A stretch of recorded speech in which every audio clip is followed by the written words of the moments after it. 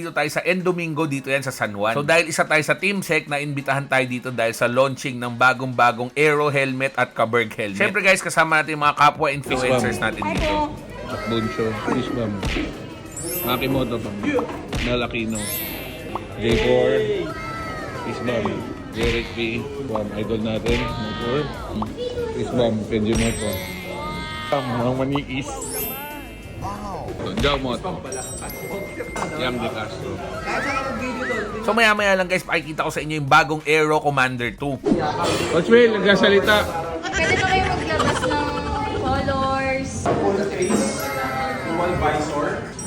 You're very familiar na yung mga ganyan mga detail, yung mga features.